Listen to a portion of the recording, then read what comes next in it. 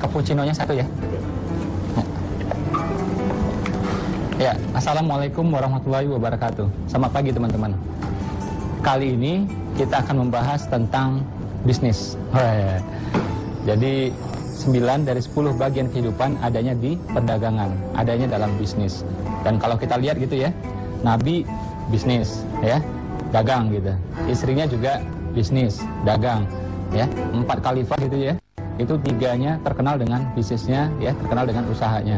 Bahkan orang terkaya di zaman Nabi, Abdurrahman bin Auf, juga pedagang, juga pebisnis. Kalau kita lihat Nabi, wah ini lebih ekstrim lagi. Nabi mulai berdagang di usia 8 tahun, ya, ikut pamannya. 6 tahun udah making money nih, udah menghasilkan uang nih, ya. Melalui apa?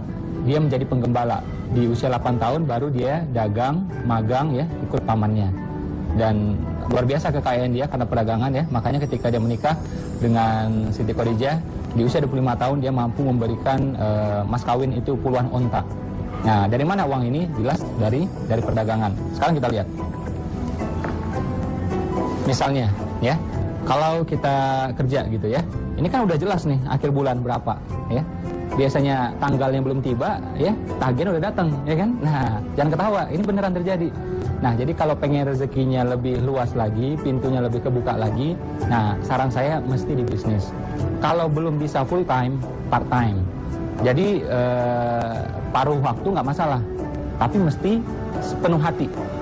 Ya, jadi part time boleh, tapi mesti full heart. Jadi mesti sepenuh hati nih, nggak boleh tanggung-tanggung. Nah, kita kan masih punya hari Sabtu, hari Minggu. Nah, kita bisa merintis bisnis kita sendiri di sana. Atau malam masih bisa. Belum bisa juga ya udah istrinya, ya, atau anaknya. Jadi bisa gitu. Sekarang apalagi ada Twitter, ada Facebook gitu ya. Kita bisa mulai bisnis dengan sangat-sangat mudah sebenarnya. Atau apa? Kita masuk ke komunitas. Banyak komunitas-komunitas gitu ya di sekitar kita. Nah, kita bisa mulai dari sana. Nah, saran saya mulai dari yang kecil walaupun impian kita besar. Dan memang juga kita mulai dari yang kecil gitu. Ya, kita lihat. Bahkan Umar mengatakan ya, 1/3 kekayaan itu adanya di perdagangan. Ya, ini luar biasa. Bahkan Umar juga menganjurkan ya rezeki yang lebih baik lagi. Umar bilang apa? Untuk para karyawan. Umar bilang kayak gini. Wahai para pekerja ya, jangan habiskan upahmu semuanya. Ya, sebagian belikan kambing. Terima upah lagi, belikan kambing lagi. Terima upah lagi, belikan kambing lagi. Artinya apa? Umar mengajarkan kita dagang. Umar mengajarkan kita investasi. Jadi sambil kita kerja, kita masih punya investasinya. Jadi kita bisa dapat 2 sumber. Yang celakanya kita 1 sumber, ya, pengeluarannya banyak. Ya kan? Makanya gajiannya belum tiba, tagihan udah tiba. Ah, ini yang kacau. Makanya kita akhirnya ya gali lubang tutup lubang. Ya udah, yang sudah terjadi sudah, kita mulai dari detik ini. Mulai usahanya. Selalu orang mengatakan, "Mas Ipo, saya nggak punya modal." Menurut saya mending diam daripada ngomong kayak gitu. Itu hanya menunjukkan betapa tidak kreatifnya kita. Menunjukkan betapa tidak gigihnya kita. Ya. Kan kalau pakai kreativitas, pakai kegigihan, hal itu bisa kita kurangi, bahkan kita hilangkan. Oke? Misal nggak punya modal, ya. Nah, kan bisa ambil barang dari sini. Modalnya apa? Nama baik kita. Itu modalnya. Kita ambil barang di sini, kita jualkan di sini. Ambilnya misalnya 10.000, jualnya misalnya 13.000, 15.000, 20.000 gitu. Nah, selisihnya keuntungan buat kita. Udah terjual, baru kita bayar lagi ke sini. Andai kata pakai modal pun ya udah, kan modalnya nggak harus kita. Ya, kita bisa cari partner pemodal. Oh, Mas Ipo, teman saya nggak ada yang kaya. Nah, salah sendiri. Kenapa temannya nggak ada yang kaya?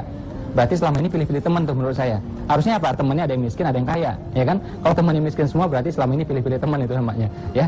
Kalau memang kita ini orang baik, mestinya kita punya semua, oke? Dan kalau memang kita selama ini tidak punya jaringan orang-orang yang relatif oke ya ekonominya, berarti kita tidak menjalin ya, kita tidak membangun silaturahim selama ini, menurut saya. Nah, belum terlambat, masih bisa gitu ya. Caranya bisa melalui komunitas, melalui seminar ya, macam-macam caranya. Nah, jadi andai kata pakai modal pun tidak harus modal kita. Kita bisa gunakan uang pemodal gitu. Dan tidak harus pakai tunai semuanya kan. Bisa 30% dulu ya, kita kasih ke sini, kita DP, kita kasih uang muka, sisanya nanti ketika telah terjual. Atau caranya seperti apa lagi? Misalnya ya, kita mulai dari keahlian kita. Misal nih, teman-teman bisa bahasa Inggris. Ya udah, mulai ngasih les bahasa Inggris. Misalnya apa lagi? Kita misalnya bisa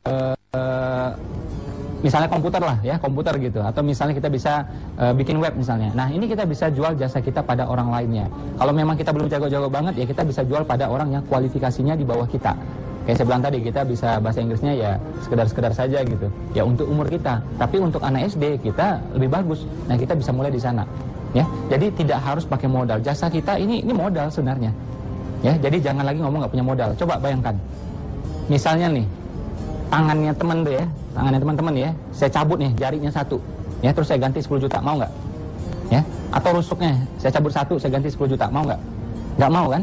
Atau IQ-nya saya turunkan 30%, saya ganti 30 juta gitu, mau nggak? Nggak mau kan? Artinya apa? Dalam tubuh kita ini, kita sebenarnya memiliki modal miliaran, triliunan, tak terhingga sebenarnya. Buktinya saya ganti 10 juta nggak mau.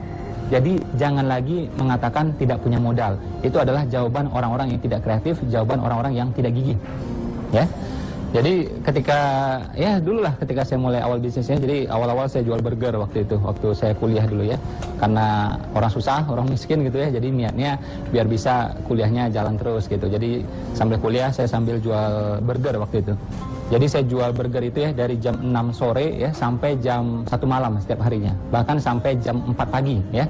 Jadi kuntilanak udah pulang semua, saya masih keluyuran gitu ya jualan burger waktu itu. Nah, kita mulai dari yang kecil. Saya waktu itu ya nggak punya modal, saya cari orang yang punya modal. Jadi ya, orang itu dia punya counter burger kecil-kecilan, satu meja gitu, ya udah kita di sana kita bagi hasil, ya hitung-hitungan lah, ya kan? Nah, jadi mulai dari yang kecil, siap. Saya juga punya impian waktu itu, pengen ya bangun restoran lah, kafe lah, macam-macam. Impiannya besar gitu, tapi kita mulai dari yang kecil. Sama ketika saya bisnis bakso waktu itu, saya mulai dengan 1 gerobak. Ketika saya buka bisnis soto dan gado-gado juga, itu kita mulai dari ya 1 rak-rak kecil gitu aja. Ya, waktu buka pun ya kita juga sampai beli tisu aja juga uangnya pas-pasan. Tapi begitu mulai, alhamdulillah orang nitip ya, yang punya minuman nitip di sana, yang punya kerupuk nitip di sana, akhirnya bisa berjalan semuanya. Dan ya seperti saya sampaikan di awal tadi, ini semuanya tutup. Yang soto tutup, gado-gado tutup ya, yang donat saya juga tutup.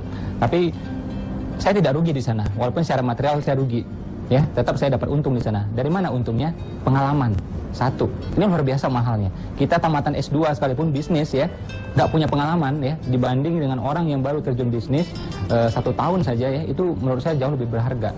Karena kita mendapatkan pengalaman konkret. Ya, kita mendapatkan pengalaman konkret. Ini yang mahal, tak terhingga ini. Pengalaman ya. Jadi dari segi uang saya rugi, tapi dari pengalaman saya dapat. Terus apa lagi? Kan jaringannya kebuka. Ya, link-linknya kebuka, networknya kebuka. Saya tahu di mana suppliernya. Oke, nah ini luar biasa gitu. Dan saya tahu juga ya, satu lagi namanya ilmu. Saya tahu ilmu bagaimana mendapatkan customer gitu. Ini ilmu yang luar biasa mahalnya. Nah jadi walaupun misalnya usaha kita mungkin awalnya rugi atau belum untung-untung banget, sebenarnya kita tidak rugi. Itu adalah biaya belajar. Ya, jadi apa kesimpulannya? Pertama, mulai dari yang terkecil ya, apapun yang kita bisa. 1. Kedua, andai kata perlu modal pun, tidak harus uangnya dari kita. Kita bisa cari partner pemodal. Atau apa? Kita urunan, kan bisa juga. Nah, walaupun impian kita besar, kita siap berproses dari yang kecil. Atau dari apa lagi? Jasa yang bisa kita keluarkan. Jadi, semua orang saya yakin bisa mulai usaha. Walaupun misalnya belum bisa full time, kita bisa part time. Belum bisa sepenuh waktu gitu ya, ya paruh waktu dulu. Oke? Itu saja dari saya untuk pagi hari ini. Assalamualaikum warahmatullahi wabarakatuh. Selamat pagi teman-teman.